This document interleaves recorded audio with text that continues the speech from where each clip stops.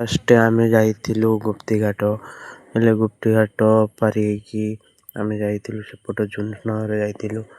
ଆଉ ଝୁନ୍ସନର ପାରି ହେବା ପାଇଁ ଘାଟିବାଲା 500 ଟଙ୍କା ନେଇଥିଲେ। ସେ ଘାଟିଆ ଭାଇଙ୍କ ସହିତ କଥା ହେଇଥିଲୁ। ଘାଟିଆ ଭାଇ ବହୁତ ଭଲ ଲୋକ ଥିଲେ। ଆଉ ଗୋଟିଏ ମଣିଷକୁ 5 ଟଙ୍କା ନେଉଛନ୍ତି, ଗାଡ଼ି ଗୋଟେ 10 ଟଙ୍କା ନେଉଛନ୍ତି। ଇଏ ଲିଲାମ ହେଇଛି ଏ ଘାଟଟେ। ଆଉ ଏଇ ଗୁପ୍ତି ପଟରୁ ହିଁ ଯାଉଛନ୍ତି, ଭିତରକନିକା ଯାଉଛନ୍ତି ବୁଲିବା ପାଇଁ। ଦେଖ କୋଉ ଭଳିଆ ପାଣି, ଗୋଳିଆ ପାଣି। ୟା ଭିତରେ କୁମ୍ଭୀର କୋଉ ରେଟ୍ର ଅଛନ୍ତି ଆପଣମାନଙ୍କୁ କ୍ଲିଅର୍ ତ ମୁଁ ଦେଖେଇ ପାରିବିନି, ହେଲେ ଫଟୋ କିଛି ଆଣିକି ଆପଣମାନଙ୍କୁ ନିଶ୍ଚିନ୍ତ ଦେଖେଇବି। ନହେଲେ ଆମେ ଯାଇଥାନ୍ତୁ ଭିତରକନିକା, ହେଲେ ଭିତରକନିକା ଯିବା ବେଳକୁ ଆମ ପାଖରେ ଟାଇମ୍ ନଥିଲା। ତା ପଛକୁ ଆମକୁ ପଳେଇ ଆସିଥିଲୁ ଆମେ ଗୁପ୍ତି ଘାଟ ଲାଷ୍ଟ ମୁଣ୍ଡକୁ। ହେଲେ ଘାଟିଆ ଭାଇଙ୍କ ସହିତ କଥା ହେଇସାରିଲା ପରେ ଆମେ ଘାଟରେ ବସି ଯାଇଥିଲୁ। କିଛି ଭାଇ ବି ଯାଇଥିଲେ ଗୁପ୍ତି ଘାଟରେ। ହେଲେ ଯାଇକି ବୁଲି ବାଲିକି ଆମେ ସେଠି ଦେଖିଥିଲୁ ବହୁତ କିଛି ଜିନିଷ ଆମକୁ ଦେଖିବାକୁ ମିଳିଥିଲା। କିଛି ଡଙ୍ଗା ଥିଲା, ଆଉ କିଛି କଙ୍କଡ଼ା ବି ଥିଲା। କଙ୍କଡ଼ା ବି ଆପଣମାନେ ଦେଖନ୍ତୁ। ଇଏ କି କଙ୍କଡ଼ା ମୁଁ ବି ନିଜେ ଜାଣିନି। ଆପଣମାନେ ନିଶ୍ଚିନ୍ତ ଦେଖିକି ମୋତେ କମେଣ୍ଟରେ ନିଶ୍ଚିନ୍ତ ଜଣାଇବେ। ଭିଡ଼ିଓ କେମିତି ଲାଗିଲା ମୋ ଚ୍ୟାନେଲକୁ ଲାଇକ୍ ସବସ୍କ୍ରାଇବ୍ କରିବାକୁ କେବେ ବି ଭୁଲିବେନି।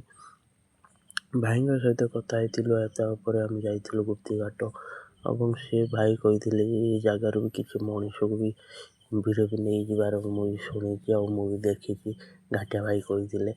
ଏବଂ ଘାଟ ପାରି ହେବା ପାଇଁ ଗୋଟେ ବୟସ୍କ ଲୋକ ଦେଖ କେମିତି କ'ଣ ଗାଡ଼ି ବି ପାର କରୁଛି, ଗୋଟେ ପରିବା ବେପାରୀ। ହେଲେ ଆମେ ଆସି ପହଞ୍ଚାଇଥିଲୁ ଗୁପ୍ତି ଘାଟ ସାଇଡ଼୍ରେ। ଏଠି ବି ଆମ୍ବୁଲାନ୍ସ ସେବା ବି ଅଛି। ଏଠି ବୋଟ୍ରେ ଆମ୍ବୁଲାନ୍ସ ସେବା ଅଛି। କିଛିଟା ଅର୍ଜେଣ୍ଟ ଇମର୍ଜେନ୍ସି ହେଇଗଲେ ବି ବୋଟ୍ରେ ବି ଆମ୍ବୁଲାନ୍ସ ହେଇକି ଯାଇପାରିବ, ଆଉ ମେଡ଼ିକାଲ୍ ଯାଇପାରିବ।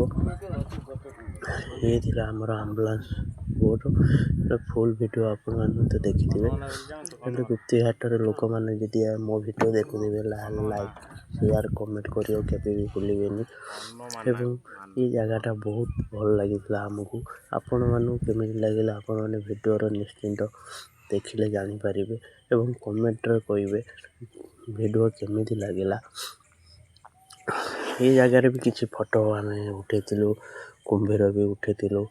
ଆଉ ବହୁତ ଭଲ ଲାଗିଥିଲା ଜାଗାଟା। ଆପଣମାନେ ନିଶ୍ଚିନ୍ତ ମୋ ଭିଡ଼ିଓ ଦେଖିକି କେମିତି ଲାଗୁଛି ଆପଣମାନେ ନିଶ୍ଚିନ୍ତ କମେଣ୍ଟରେ କହିବେ। ଏବଂ କୁମ୍ଭୀର ବି ବହୁତ କୁମ୍ଭୀର ଥିଲା ଏ ନଦୀରେ, ଆଉ ମାଛ ବି ବହୁତ ଅଛନ୍ତି। ଆଉ ଗାଁ ଲୋକ କହିବାର, ମୁଁ ଶୁଣିବାର, ଗୁପ୍ତି ପଞ୍ଚାୟତରେ କିଛି ଲୋକ କହିବାର ବହୁତ ବଡ଼ ବଡ଼ କୁମ୍ଭୀର ଅଛନ୍ତି। ଆଉ ବହୁତ ଲୋକ ଗାଈ ଭିଡ଼ିଓ କେମିତି ଲାଗିଲା ସାଙ୍ଗମାନେ ଆପଣମାନେ ନିଶ୍ଚିନ୍ତ ମୋ କମେଣ୍ଟ ମାଧ୍ୟମରେ ଜଣାଇବେ। ମୋ ଚ୍ୟାନେଲକୁ ସେୟାର କରିବାକୁ କେବେ ବି ଭୁଲିବେନି। ଜୟ ଜଗନ୍ନାଥ, ଜୟ ହିନ୍ଦ।